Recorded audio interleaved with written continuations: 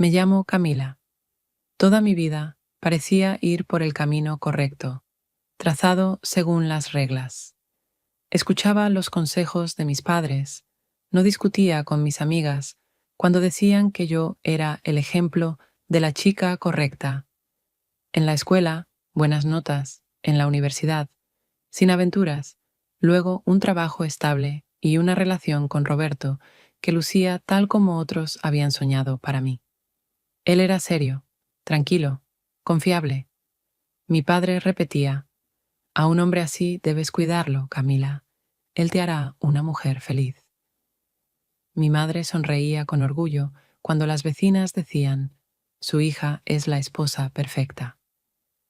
Me acostumbré a escuchar eso. A veces incluso creía que con eso me bastaba. Roberto y yo salimos durante varios años. Él hacía todo como debía ser. Primero conocer a la familia, luego los viajes juntos y más tarde la propuesta. Yo dije sí, sin dudar, o quizá simplemente no me permití dudar. Al fin y al cabo, ¿qué más se necesita para una vida tranquila? Y entonces llegó el día de la boda. Desde la mañana todo parecía una película. El vestido blanco colgado, la peluquera frente al espejo, mis amigas riendo y nerviosas, revisando cada detalle. Yo me miraba en el espejo, y era como si viera a una mujer ajena. Ojos maquillados con perfección, peinado lujoso, vestido impecablemente ajustado. Pero en lo profundo de mis pupilas no había esa docilidad ni esa seguridad que todos esperaban de mí. Allí se escondía otra cosa, una pregunta para la cual no tenía respuesta. Me senté al borde de la cama y por primera vez en muchos años sentí que me costaba respirar. No eran los nervios previos a la ceremonia, no era la típica inquietud, era algo más profundo, como si toda mi vida, hasta ese momento, hubiese seguido un guión, y de pronto me diera cuenta de que jamás había tenido en mis manos la pluma para reescribirlo. Recordé un rostro que había aparecido en mi vida unas semanas atrás, inesperado, sin plan, sin aviso. El rostro de un muchacho en una cafetería. Sus ojos, directos y atentos, sostuvieron los míos más de lo que corresponde entre desconocidos. Y fueron esos los que vinieron a mi mente aquella mañana, cuando debería haber pensado en Roberto. Intentaba ahuyentar esa imagen, convencerme de que era un recuerdo casual, pero permanecía, como una voz extraña que no se callaba. Al llegar a la iglesia, veía a mi alrededor rostros sonrientes, escuchaba las carcajadas claras de los invitados. Me felicitaban, me estrechaban las manos, me llenaban de cumplidos. Y yo sentía que todo eso no me pertenecía, sino a esa novia perfecta que había aprendido a interpretar. Avanzaba hacia adelante, pero mis pensamientos huían hacia atrás, a aquel día en que un encuentro fortuito me obligó a mirarme de otra manera. Y entonces entendí. Mi boda ya no era mía. En ese momento aún sostenía la mano de Roberto, aún le asentía, aún escuchaba al sacerdote, pero por dentro yo ya no le pertenecía. Mis ojos buscaban a otro, aquel que ni siquiera sabía que ese día se convertía en parte de una historia que nos cambiaría a todos. Intentaba convencerme de que todo pasaría, que después de la ceremonia sería más fácil, que el amor podía cultivarse como un hábito. Pero en lo profundo ya sentía. No había camino de regreso. Daba un paso hacia una nueva vida, y al mismo tiempo comprendía que se desmoronaría antes incluso de firmar los documentos. Esa misma mañana, cuando debían pronunciarse palabras de fidelidad, hice la confesión más importante, a mí misma. No era la mujer que todos creían, y la boda no podía ocultarlo. Todo comenzó unas semanas antes de la boda, cuando la vida parecía fijada, definitivamente, en un calendario de ensayos, elección de flores, pruebas de vestido y llamadas interminables de los parientes. Acepté reunirme con una amiga en una pequeña cafetería cerca de nuestra oficina. Hacía tiempo que no nos veíamos. Ella insistió en el encuentro, y yo accedí más por cortesía que por verdadero deseo, porque me sentía agotada por todo el caos de la boda. El lugar estaba bullicioso. El barista llamaba a los clientes en voz alta. La puerta chirriaba cada vez que alguien entraba o salía, y las mesas estaban tan juntas que las conversaciones ajenas se mezclaban con la nuestra, creando un murmullo continuo en el que se perdían las palabras. Yo estaba sentada de espaldas a la ventana, intentando olvidar por unos minutos la lista de tareas que me esperaba en casa, y escuchaba con atención a mi amiga, aunque en realidad mi mente regresaba una y otra vez a los pendientes. Recoger el vestido en el taller, llamar a la florista, recordarle a Roberto la reunión con el sacerdote. Ella hablaba con entusiasmo de su nuevo trabajo, pero en cierto momento noté que en la mesa de al lado había un chico con un portátil, y su expresión concentrada atrajo mi atención más que todas las historias que sonaban alrededor. Escribía rápido, hacía pausas para beber café y volvía a inclinarse sobre el teclado. Había en él algo auténtico, tranquilo y a la vez tenso. Cuando nos levantamos para irnos, pasé junto a él y sin querer rozó mi bolso que colgaba del hombro. Me detuve. Él levantó la cabeza enseguida y dijo en voz baja: «Perdón, no fue mi intención». Su voz era serena, firme, sin la prisa mecánica que suele escucharse en lugares llenos de gente. Respondí algo breve, como «no pasa nada», pero su mirada me obligó a quedarme un instante más de lo necesario. Miraba directo, con franqueza, y en sus ojos no había ni torpeza ni apuro, sino la sensación de que realmente me veía, aunque yo era para él una desconocida. Salí de la cafetería sin volverme casi, pero la imagen de ese instante quedó conmigo. Intenté convencerme de que era una nimiedad, una situación cotidiana sin importancia. Y aún así, al regresar a casa esa tarde, me descubrí pensando no en la lista de cosas por hacer, sino en aquella mirada demasiado directa, demasiado atenta, demasiado real. Al día siguiente, volví a sumergirme en los preparativos de la boda. Reunión con el decorador, selección de servilletas y velas con mi madre. Sin embargo, en el trasfondo de mi mente aparecía de vez en cuando la imagen de ese chico de la cafetería. No sabía su nombre, ni a qué se dedicaba, ni siquiera recordaba con claridad la camisa que llevaba. Pero aquel breve episodio se había grabado en mí con más fuerza que decenas de asuntos importantes que deberían llenar mi memoria. Pasaron unos días y seguía sorprendiéndome de que ese recuerdo no desapareciera, de que pensara en él en los momentos más inesperados, probándome zapatos, escribiendo la lista de invitados, escuchando a Roberto hablar de una reunión de trabajo. No se parecía a un enamoramiento ni a una atracción, porque para eso hay que conocer a la persona. Y yo no sabía absolutamente nada de él. Y, sin embargo, esa coincidencia me parecía más significativa que todas las compras, acuerdos y viajes que colmaban mis días.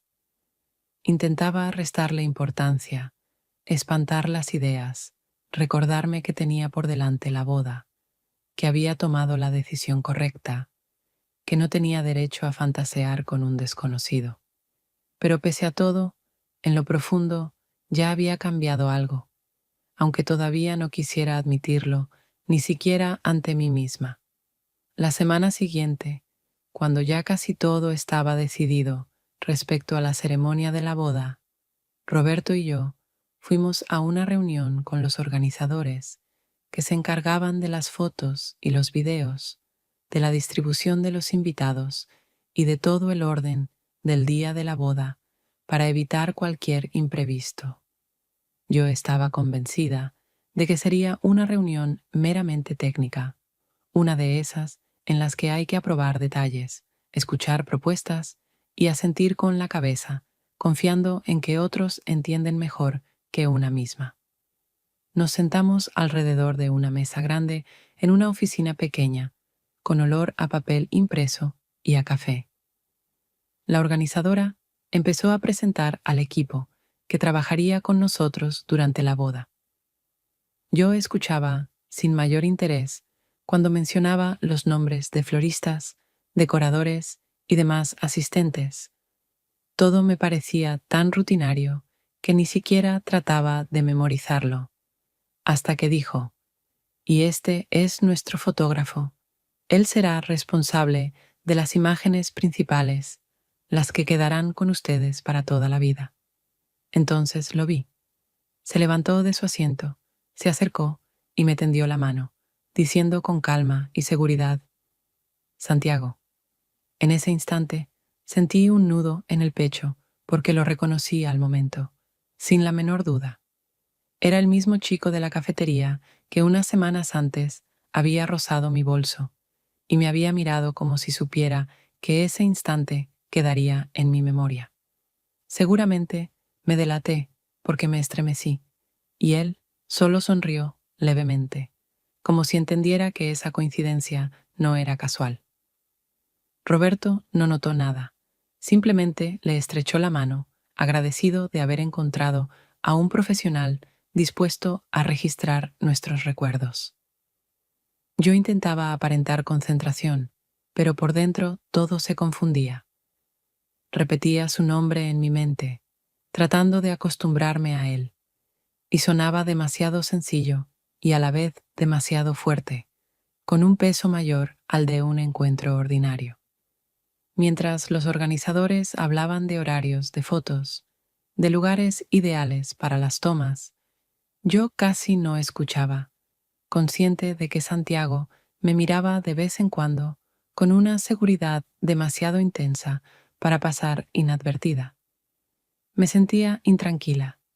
Desviaba la vista hacia mi cuaderno, como si tomara notas, aunque no lograba escribir nada, porque la mano me temblaba. Me impactaba no solo el hecho de reencontrarlo, sino la sensación de que su sonrisa no era casual, de que parecía haber previsto que tarde o temprano volveríamos a coincidir.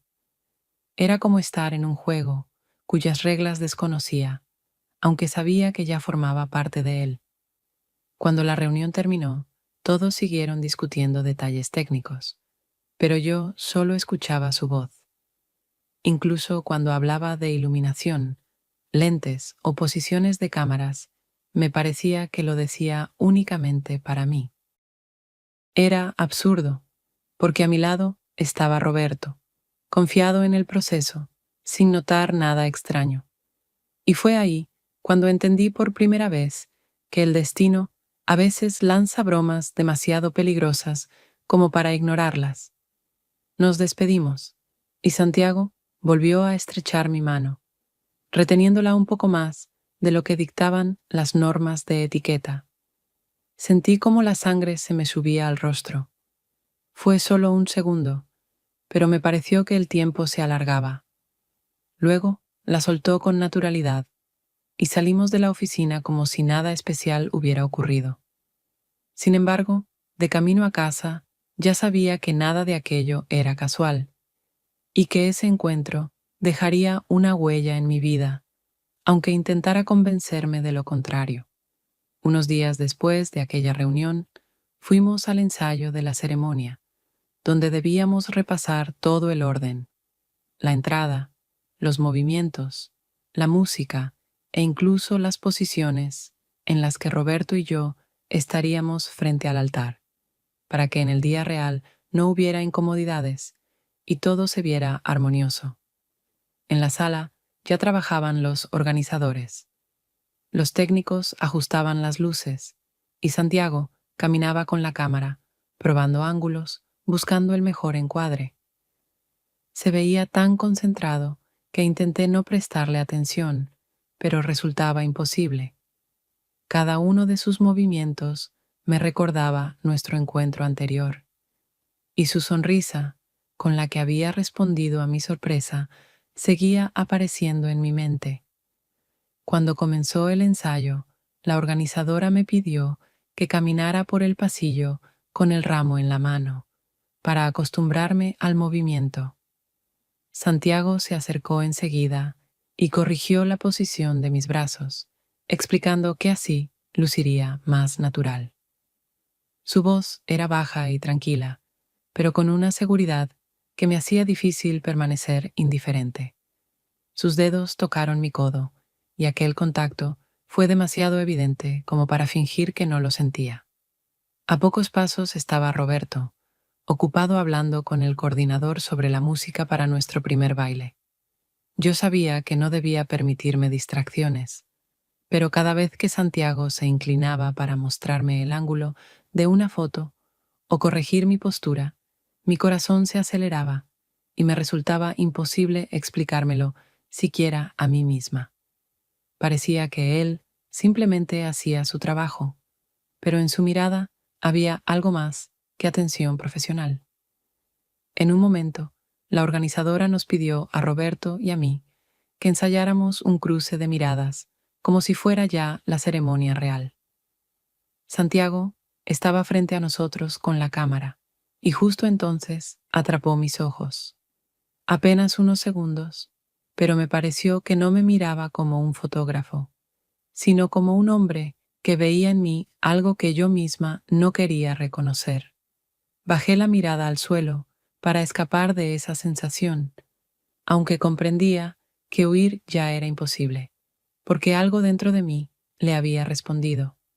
Al final del ensayo, cuando practicábamos la salida de la iglesia, Santiago me pidió que me detuviera y, acercándose más de lo necesario, acomodó un mechón de cabello que se había soltado.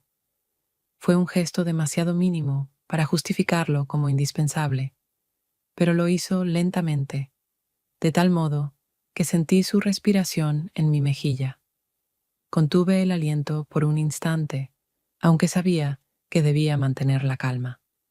Se apartó enseguida, sin decir palabra, y yo asentí, como si nada hubiera ocurrido, mientras por dentro todo se desordenaba. Mientras tanto, Roberto bromeaba con los organizadores y yo reía junto a él, fingiendo estar totalmente presente, aunque sentía que Santiago levantaba otra vez la cámara y que capturaba no solo la imagen, sino mis emociones verdaderas, las mismas que trataba de esconder incluso de mí misma. Cuando el ensayo terminó, todos se dispersaban despacio, comentando los últimos detalles. Santiago se acercó y dijo que las fotos habían salido bien, pero que necesitaríamos algunas tomas más en la próxima ocasión. Su tono sonaba rutinario, pero yo entendí que lo decía solo para alargar la conversación unos segundos más. Respondí de manera breve y correcta, intentando no mostrar mi agitación, y me dirigí a la salida, con la sensación de que cada paso pesaba demasiado, porque dejaba atrás algo de lo que ya no podría renunciar. Esa noche, mientras regresábamos a casa, Roberto habló mucho de lo bien organizado que estaba todo, de lo feliz que se sentía de haber encontrado profesionales tan responsables. Yo asentía, sonreía e intentaba acompañar su entusiasmo, pero dentro de mí ya se abría un nuevo y peligroso camino en el que había dado el primer paso sin ser plenamente consciente de ello. A la mañana siguiente, el día de la boda, la casa estaba sumida en un auténtico caos. La peluquera iba de un lado a otro con plancha y horquillas. Las damas de honor reían nerviosas, temiendo equivocarse en algún detalle. Mi madre revisaba las joyas y el ramo, y yo permanecía sentada frente al espejo, observando cómo mi reflejo se transformaba poco a poco en la imagen de una novia creada no solo por el maquillaje y el vestido, sino también por las expectativas de todos los que me rodeaban.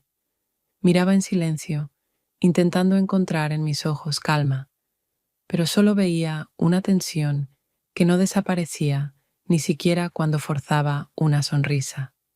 De camino a la iglesia, en el coche, reinaba un silencio que mi madre trataba de suavizar con palabras de ánimo, pero me resultaba difícil responder, porque mis pensamientos se desviaban continuamente. Sabía que estaba a punto de dar un paso enorme que debía definir mi vida para siempre, y al mismo tiempo sentía que mi mundo interior no coincidía con lo que los demás esperaban de mí. Al llegar, vi a los invitados reunidos con flores, cámaras y sonrisas radiantes, y me invadió la sensación de que entraba en un escenario con un guión ya escrito, sin espacio para improvisaciones. Cuando se abrieron las puertas y pisé la alfombra, sentí todas las miradas sobre mí, mientras la música sonaba solemne, cada paso resonando en mi pecho como un golpe. Vi a Roberto, sereno y confiado junto al altar, con una sonrisa que no me despertaba la alegría que había imaginado. En ese mismo instante lo vi a él, Santiago, de pie a un lado, con la cámara. Su mirada no era como la de los demás invitados, ni la de un trabajador. No ocultaba nada. Era directa, atenta, y en ella leí no solo concentración profesional, sino un desafío al que ya, sin saberlo, yo respondía. Cada minuto de la ceremonia se alargaba más de lo que podía soportar. Por fuera, yo lucía como debía, sonriente, dócil, lista para repetir las palabras del sacerdote. Pero por dentro crecía una inquietud, porque sabía que Santiago veía más de lo que debía ver un extraño. Cuando levantaba la cámara y tomaba una foto, sentía que no capturaba solo la imagen, sino mi lucha secreta, la que yo trataba de ocultar.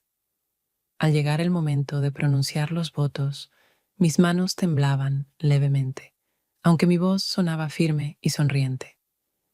Pero en mi cabeza, otra voz me preguntaba si realmente estaba lista para entregar mi vida a este hombre, cuando mis ojos ya pertenecían a otro. Sentía la ternura en la mirada de Roberto, pero también veía a Santiago, que alternaba entre la cámara y mi rostro, como comprobando si realmente decía lo que quería decir.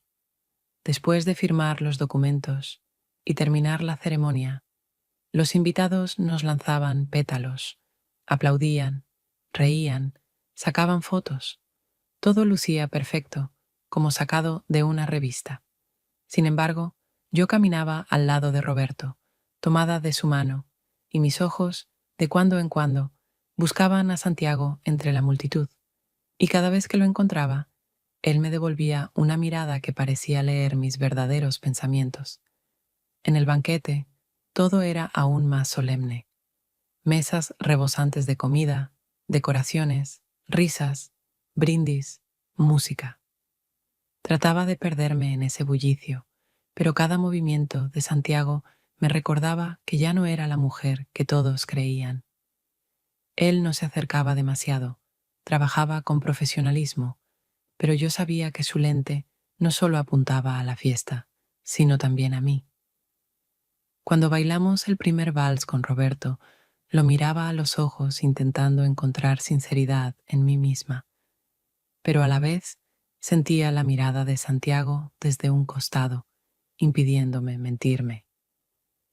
Y en ese instante entendí que mi matrimonio no empezaba con pureza ni armonía, sino con un secreto que ya ardía en mi interior. Cuando el banquete llevaba ya varias horas, los invitados comenzaban a relajarse. Las risas sonaban más fuertes, las copas tintineaban con mayor frecuencia, la música se volvía más rítmica. Yo sentí que por fin podía respirar un poco más libre, porque la atención ya no estaba centrada exclusivamente en Roberto y en mí. Los familiares charlaban en las mesas, los amigos bailaban, los niños corrían entre los invitados. Incluso mi madre parecía más tranquila, convencida de que todo transcurría como debía. Yo intentaba aparentar la misma despreocupación, pero en mi interior crecía una inquietud que no podía detener, porque cada vez que veía a Santiago con la cámara, casualmente cerca de mí, mi corazón comenzaba a latir más rápido. Estaba sentada junto a Roberto, que escuchaba atentamente los brindis y reía con los demás, mientras yo notaba cómo mi mirada se dirigía hacia otro lado. Cuando Santiago se acercó para mostrarnos algunas fotos en la pantalla de la cámara, se inclinó y dijo en voz baja que convenía hacer algunas tomas personales, comprobar si todo salía bien. Lo dijo con tanta naturalidad que nadie alrededor le prestó atención. Roberto asintió, siguiendo su charla con los amigos, y yo me levanté, fingiendo que iba a revisar las imágenes, aunque sabía muy bien que aquel era solo un pretexto. Salimos a un pasillo estrecho que conducía a las áreas de servicio del restaurante. Allí, sin ojos curiosos alrededor, él se detuvo.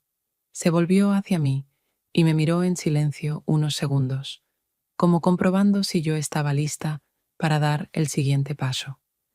Sentí que el suelo se movía bajo mis pies, consciente de que algo irreparable estaba a punto de ocurrir, y al mismo tiempo sin fuerzas, ni deseos, de evitarlo. Él se acercó, y en ese instante dejé de oír la música y las risas de la sala. Todo lo que existía eran sus ojos y la distancia entre nosotros, que se acortaba con cada respiración. Cuando sus labios tocaron los míos, sentí como todas las murallas que había construido durante años se derrumbaban en un segundo. Respondí a ese beso, aún sabiendo que no podía justificarse ni como accidente ni como debilidad pasajera. En ese momento mi vida se dividió en dos: la parte en la que seguía siendo la esposa de Roberto y la parte en la que ya pertenecía a Santiago, aunque las palabras dijeran lo contrario. El beso fue breve, pero demasiado intenso para olvidarlo. Se apartó como esperando mi reacción. Su rostro permanecía serio, aunque en sus ojos ardía un fuego imposible de ocultar. Retrocedí un paso, intentando recomponerme, pero comprendí que ya no había forma de regresar al punto en el que estaba unos minutos antes. Habíamos desaparecido quizá 10, tal vez 15 minutos. Regresé a la sala, intentando mantener la calma. Me senté junto a Roberto y tomé su mano, como si nada hubiera ocurrido. Él me sonrió sin sospechar nada extraño y siguió conversando con sus amigos, mientras yo escuchaba con atención fingida y al mismo tiempo sentía en mis labios el rastro de otro hombre.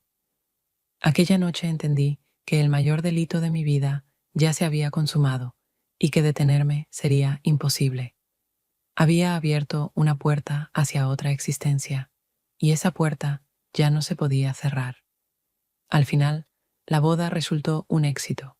Todos los invitados quedaron satisfechos y, para el mundo exterior, Roberto y yo parecíamos una pareja feliz. Pero dentro de mí ya germinaba otra vida. La semana siguiente, mientras familiares y amigos aún comentaban los detalles de la ceremonia, me llamaban para felicitarnos y decían lo maravillosa que había sido. Yo ya vivía con la certeza de que mi mundo interior se había partido en dos. En casa me comportaba como si nada hubiera cambiado. Preparaba el desayuno, sonreía a Roberto, escuchaba sus planes para el trabajo, pero al mismo tiempo sentía un desasosiego nuevo que solo se calmaba al ver a Santiago. Si no lo hacía, esa tensión se volvía insoportable. Comenzamos a vernos en bares pequeños en las afueras, donde nadie nos conocía y donde una pareja sentada en un rincón pasaba desapercibida. Yo inventaba excusas para salir de casa por la tarde. Decía que me reunía con una amiga, que debía quedarme más tiempo en la oficina o que todavía había asuntos pendientes con los organizadores de la boda. Cada mentira sonaba creíble, porque Roberto confiaba en mí de tal forma que ni siquiera imaginaba que pudiera ocultarle algo. En esos bares hablábamos, pero pronto las conversaciones se transformaban en algo más, en una cercanía que con el tiempo se volvía cada vez más íntima. A veces salíamos al aparcamiento y nos quedábamos en su coche. Allí, en medio de la oscuridad y el olor a gasolina, todo se sentía como si el mañana no existiera. El miedo me envolvía cada vez que regresaba a casa, temiendo que Roberto me hiciera alguna pregunta, que notara un cambio en mí. Pero ese mismo miedo alimentaba mi deseo de volver a verlo. Con el paso de los días, la prudencia se fue perdiendo. Santiago a veces me llamaba tarde en la noche, sabiendo que yo estaba en casa. Yo iba a la cocina con el pretexto de buscar un vaso de agua, y en realidad escuchaba su voz serena, firme, que me hacía olvidar quién era y qué vida debía vivir. Después apagaba el teléfono, regresaba a la cama y me acostaba junto a Roberto, que dormía tranquilamente, sin sospechar que mis pensamientos estaban lejos de él. Comenzamos a buscar lugares distintos, a veces una cafetería, fingiendo un encuentro casual de apenas 10 minutos. Otras, un restaurante, donde yo le decía a Roberto que cenaría con colegas, mientras en realidad me sentaba en un rincón oscuro con Santiago. Lo más común, sin embargo, seguía siendo su coche, porque era lo más sencillo y lo menos visible. Pero incluso allí corríamos riesgos. Yo regresaba a casa, con la sensación de que el aroma de su perfume aún quedaba en mi piel. Empecé a notar que me costaba ocultar mis cambios de ánimo. Con Santiago me sentía exaltada, como si estuviera viva de verdad.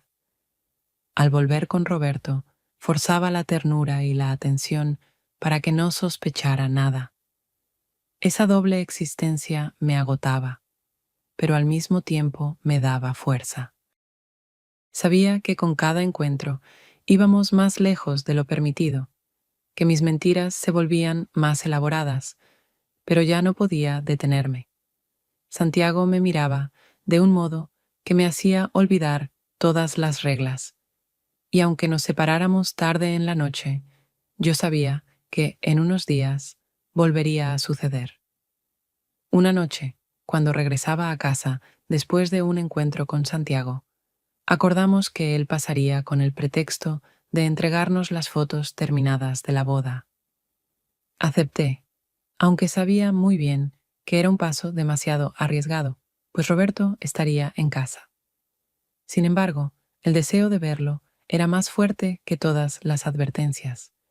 Incluso me inventé una justificación para mí misma. Realmente teníamos que recibir las fotografías, así que no habría nada extraño en su visita. Pero en el fondo, sabía que la verdadera razón era la necesidad de sentirlo cerca, aunque fuera solo por unos minutos.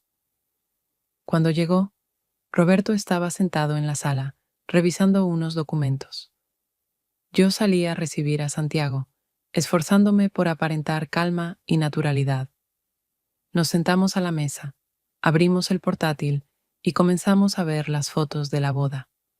A primera vista, todo parecía normal. Roberto se acercaba de vez en cuando, hacía algún comentario, bromeaba diciendo que en ciertas tomas yo aparecía demasiado seria, y yo reía con él, fingiendo estar realmente fascinada con las imágenes. Pero bajo la mesa ocurría otra vida, porque Santiago me rozaba la mano en secreto, la sujetaba, apretaba mis dedos de tal manera que sentía su calor y me era imposible concentrarme en la pantalla. Yo estaba junto a mi propio esposo, escuchaba su voz, le respondía, pero por dentro pertenecía a otro hombre, sentado a apenas unos centímetros de distancia, jugando conmigo a un juego peligroso cuyas reglas solo nosotros dos conocíamos. Reía con las bromas de Roberto, asentía, le mostraba las fotos que más me gustaban, y al mismo tiempo sentía los dedos de Santiago, como si quisiera probar cuánto más podría resistir. Era tan arriesgado que cada segundo temía que Roberto notara algo extraño, pero él no sospechaba nada, pues confiaba en mí ciegamente. Esa confianza me hería por dentro más que cualquier reproche. Cuando terminamos de ver las fotos, Roberto agradeció a Santiago por su trabajo y dijo que era un verdadero profesional. En ese instante sentí un nudo en el pecho, porque sabía que mi doble vida se sostenía únicamente en su ingenuidad y en mi capacidad de mentir sin el menor temblor en la voz. Santiago simplemente sonrió, respondió con naturalidad, se levantó y yo lo acompañé hasta la puerta, intentando disimular la creciente agitación que me dominaba. Cuando la puerta se cerró, regresé a la sala, me senté junto a Roberto y seguí hablando de las fotos como si nada hubiera pasado. Pero en mi interior sabía que apenas unos minutos antes había estado al borde de un límite que ya había cruzado sin retorno. Miraba a mi esposo, que hablaba de los planes para el fin de semana, y pensaba en lo extraño que resultaba vivir dos vidas a la vez, una correcta, tranquila y aparentemente feliz, la otra prohibida, ardiente y peligrosa, que me alimentaba con tanta fuerza que no podía renunciar a ella.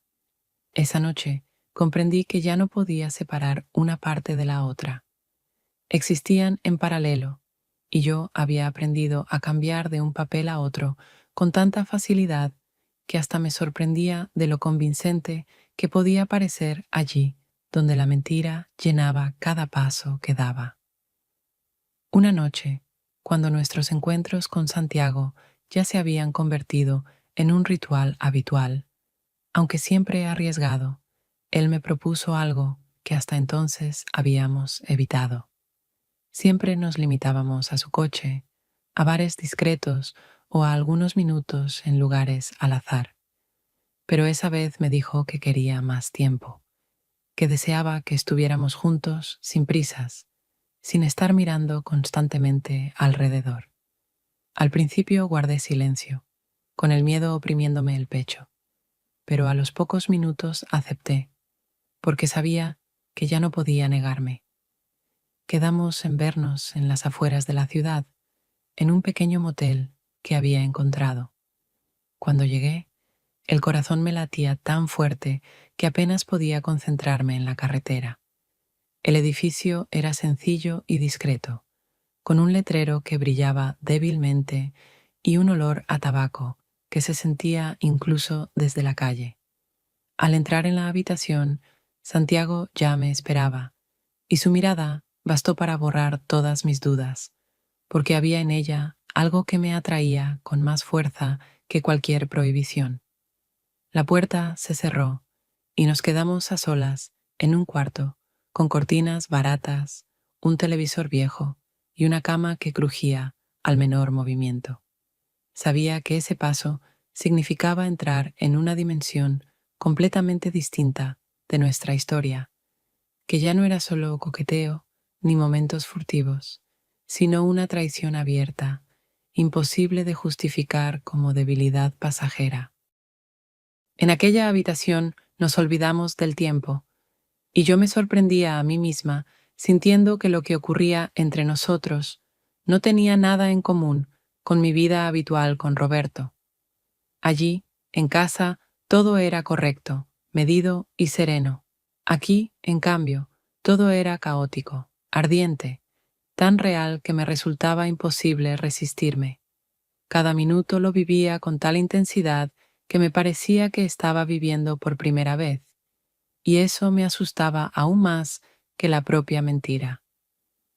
Cuando llegó el momento de volver a casa, me quedé mucho rato sentada en el coche antes de encender el motor, intentando recomponerme, borrar de mi rostro cualquier huella de emoción y obligarme a parecer como si simplemente hubiera estado con una amiga o me hubiera quedado más tiempo en el trabajo. De camino, le escribí a Roberto un mensaje corto. Te amo.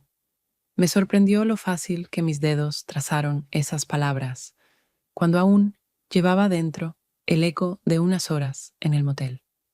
Al llegar, él me recibió con una sonrisa, me besó y preguntó si todo estaba bien.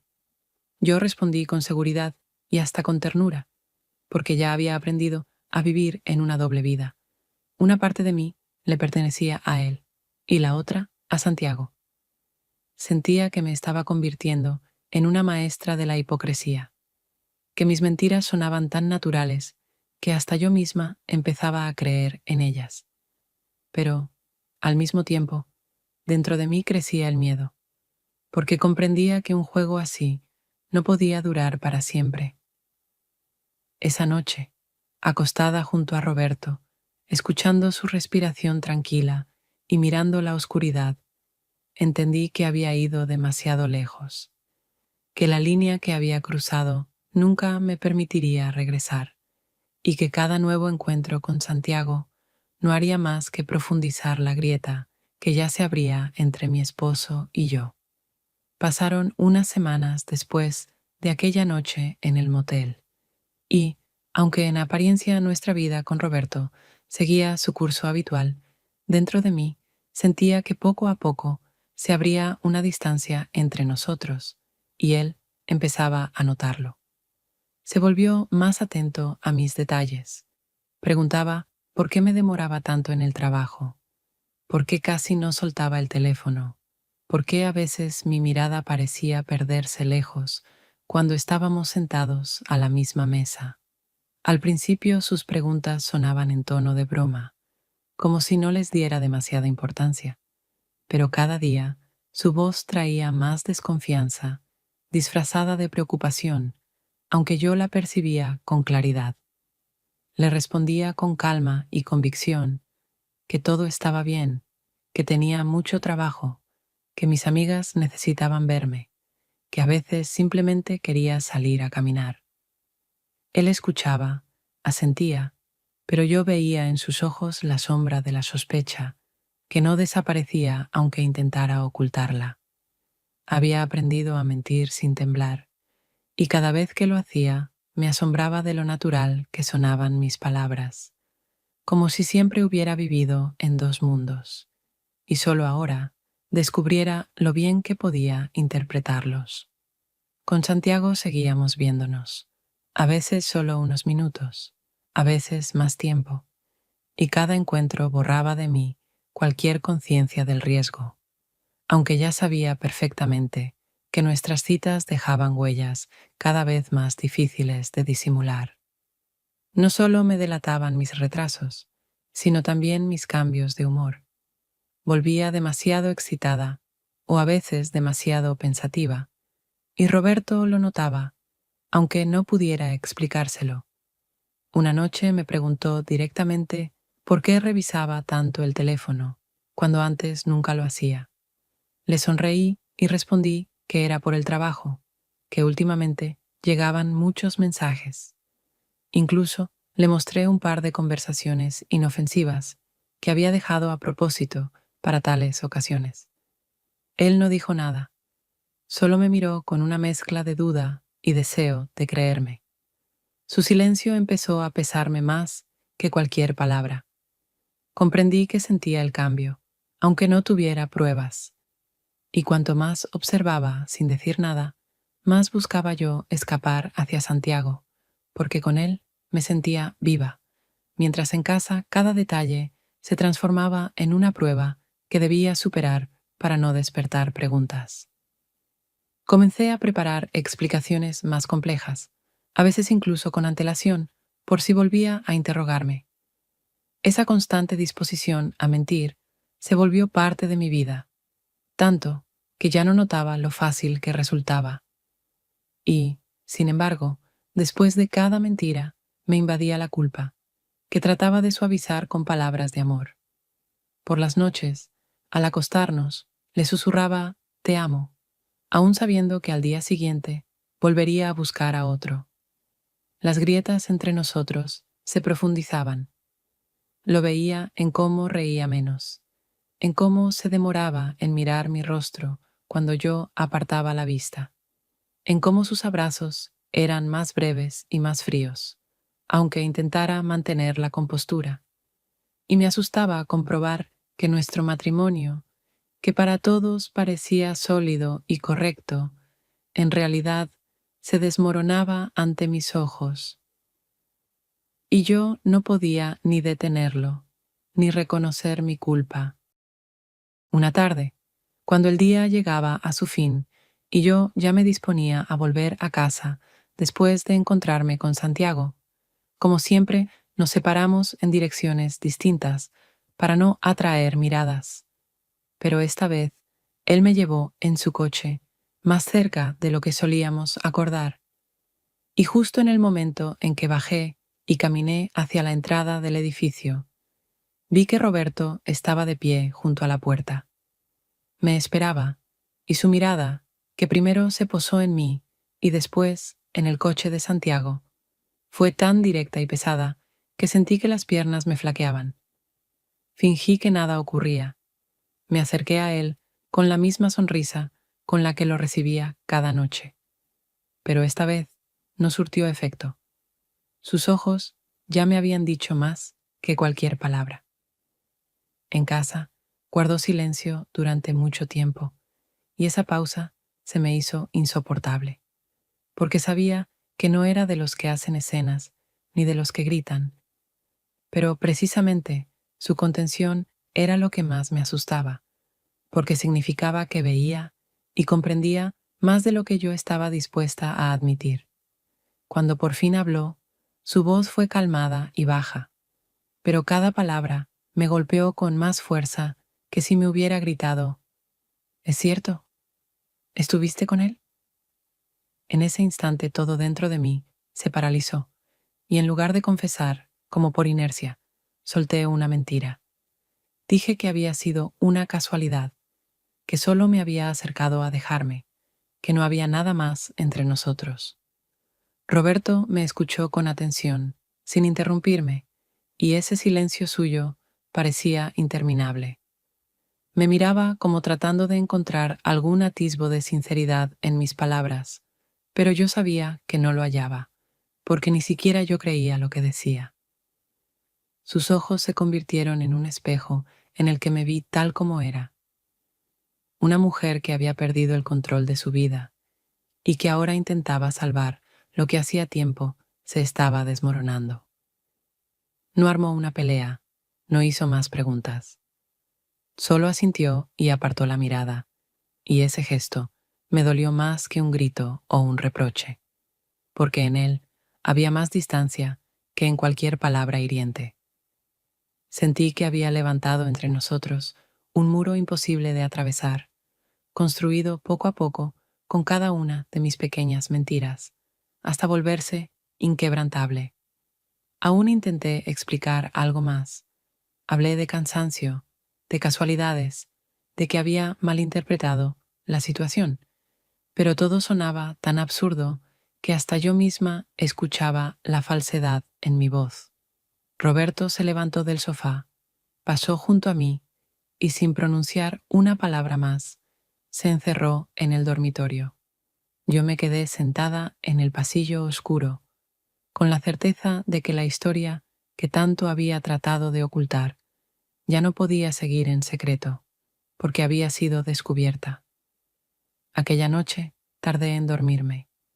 Acostada a su lado, buscaba en vano algún signo de que entre nosotros quedaba algo verdadero, pero él permanecía inmóvil, y comprendí que hasta su silencio se había convertido en una sentencia para mí.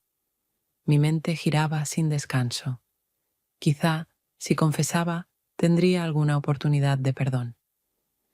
Pero al mismo tiempo sabía que, aun diciéndole la verdad, él no podría perdonarme. Su confianza ya estaba rota para siempre. Después de aquella conversación, que nunca llegó a ser una verdadera conversación, porque se componía de mis palabras vacías y de su silencio, en nuestra casa reinaba una atmósfera más pesada que cualquier sonido o grito. Roberto seguía comportándose con calma, pero ya no era el mismo. Su mirada había dejado de ser cálida, sus caricias se volvieron raras y frías, y nuestras charlas se reducían a lo estrictamente necesario. Yo comprendía que había tomado una decisión interior que aún no había dicho en voz alta. Trataba de mantener la apariencia de una vida normal, preparándole la cena, hablándole de cosas cotidianas, pero entre nosotros había crecido un abismo que sentía en cada uno de sus gestos. Una noche recogió algunas cosas en una maleta y dijo que necesitaba vivir separado, que debía aclarar sus pensamientos. Sus palabras sonaron sin emoción, casi distantes, pero por eso mismo fueron más aterradoras que cualquier reproche. No me atreví a detenerlo, porque sabía que ya no tenía derecho a pedir nada después de lo que había hecho. Cuando la puerta se cerró tras él, el vacío que quedó en el apartamento me envolvió tan fuerte que ni siquiera pude sentarme. Me quedé de pie en medio de la habitación, entendiendo que todo aquello sobre lo que se había sostenido mi vida se había derrumbado para siempre. Santiago intentaba mantenerse a mi lado. Me llamaba, me escribía, decía que podíamos empezar de nuevo, que no debía tener miedo, porque ahora era libre de mis antiguas ataduras. Pero cada vez que lo miraba, sentía que ya no podía darle lo que él quería. Su presencia ya no me traía la excitación ni la fuerza que antes me hacían olvidarlo todo. Ahora lo veía no como el inicio de algo nuevo, sino como un recordatorio de todo lo que había perdido. Perdí a un marido que me había confiado su vida sin condiciones. Perdí la estabilidad que había construido durante años. Y lo peor, me perdí a mí misma, porque al mirarme en el espejo ya no reconocía a la mujer que al menos solía ser honesta consigo misma. Los días pasaban lentos, y yo trataba de encontrar justificaciones a mis actos, de convencerme de que tarde o temprano la crisis habría llegado de todas formas, que quizás yo simplemente había tomado la decisión antes de tiempo. Pero ninguna de esas ideas me traía alivio. En mi corazón solo quedaba un vacío que no llenaban ni las citas con Santiago, ni las charlas con amigas, ni el trabajo. Cada vez que recibía un mensaje de Roberto, breve y frío, preguntando por alguna cosa o recordándome sobre documentos, sentía un nudo en el pecho. Su tono contenido me dolía más que cualquier insulto. Comprendí que el fuego que yo misma había encendido con mis deseos y mis mentiras no había dejado más que cenizas, en las que ya no quedaba nada vivo. Santiago aún estaba cerca, pero mi corazón ya no le pertenecía, porque se había quemado junto con todas las ilusiones de felicidad que había construido. Lo había perdido todo al mismo tiempo, al hombre que creyó en mí, al amor que traicioné, y a mí misma, porque ya no sabía explicarme quién era, ni por qué había elegido un camino que solo me llevó a la soledad. La recompensa, mi castigo, no llegó en forma de escándalos ni de peleas, sino en forma de silencio, un silencio en el que me quedé sola con mis pensamientos y que resultó ser la condena más dura, porque en él se reflejaban todas mis decisiones, que ya no podían cambiarse.